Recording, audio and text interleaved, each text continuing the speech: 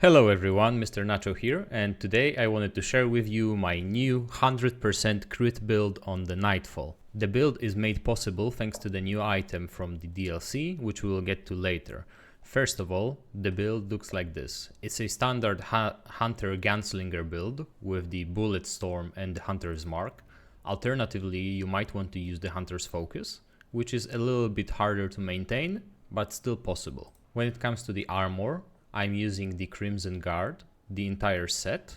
The way that you get this set is you will have to roll a new adventure or the campaign where you go to Loathsome and you have to have the One True King story.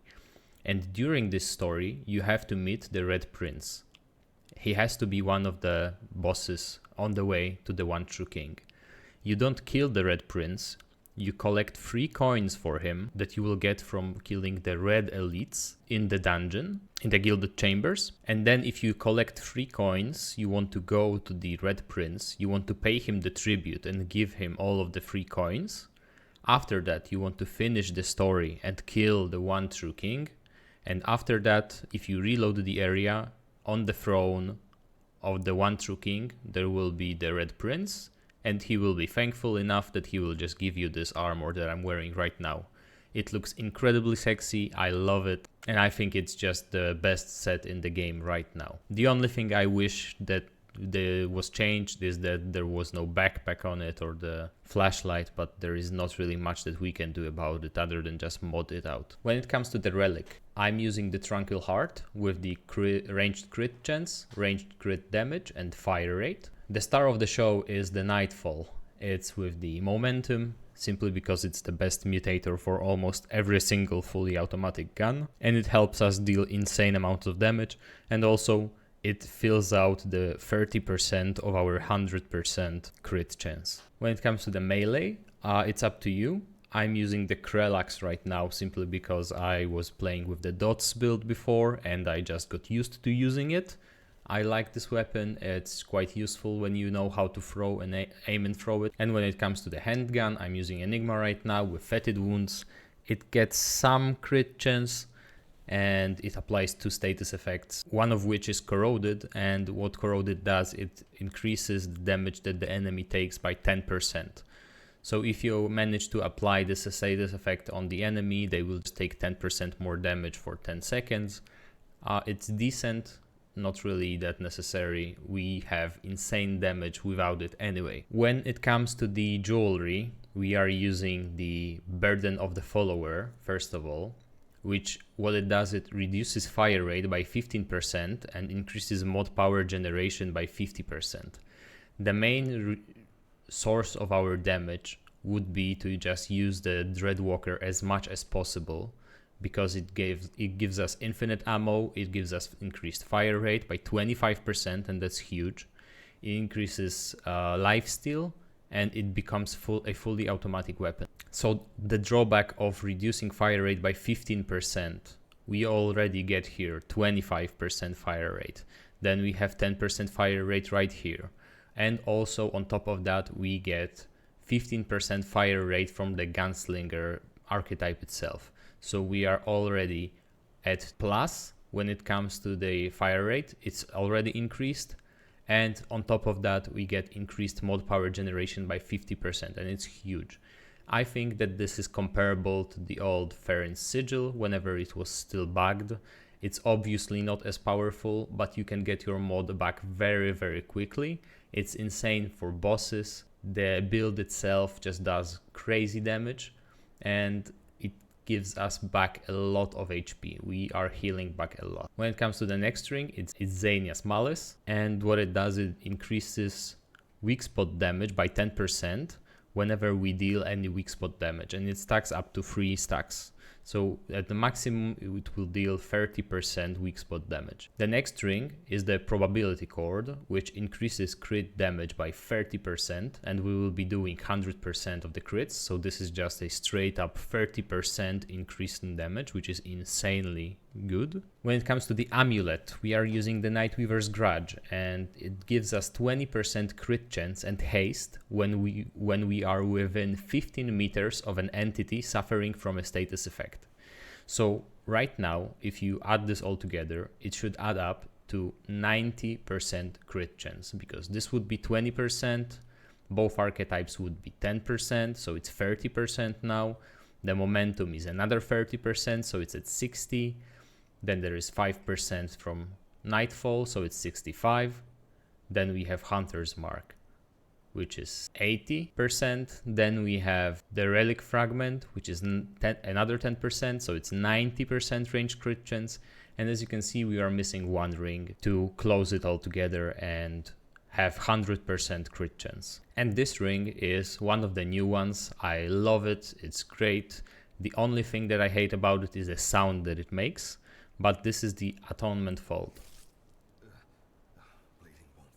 Yeah, it won't stop, it will be permanent, the bleeding will just keep on going. You can't bandage it, you can try, but what will happen is just the bleed will get reapplied. So there is no way to get rid of the bleeding. And what it does, it just self-inflicts bleeding and increases crit chance by 10%.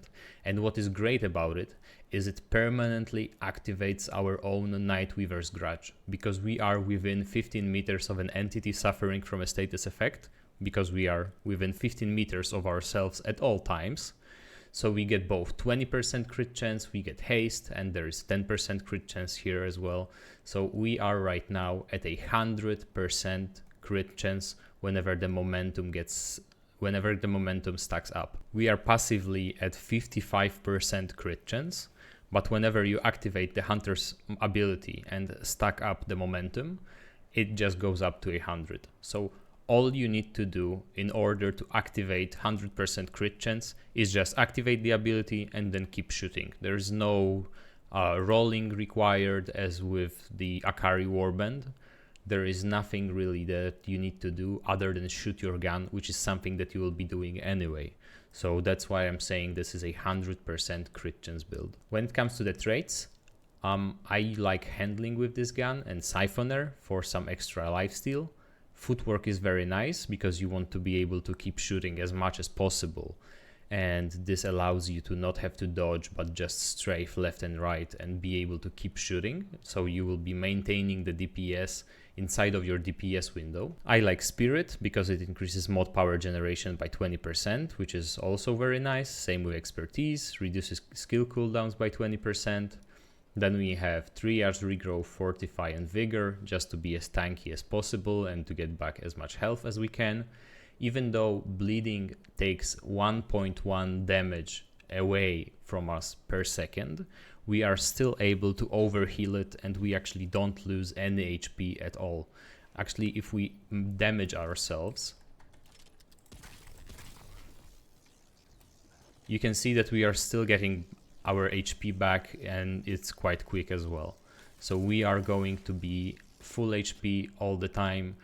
We are going to get our health back very, very easily. And let's do a DPS test.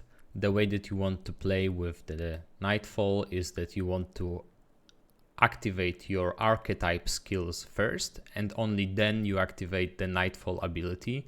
Because if you activate the Nightfall ability first, it will block you from using any of the skills during it. So let's do a DPS test.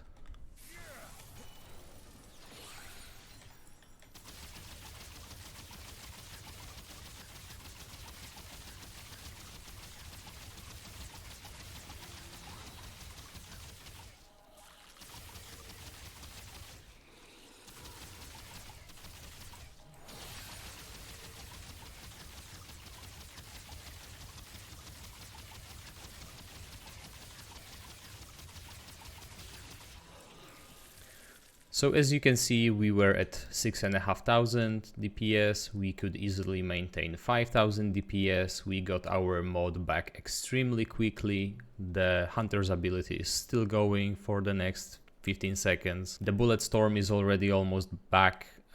This build just does great DPS, all you need to be wary of is getting hit, so this is not a tanky build at all.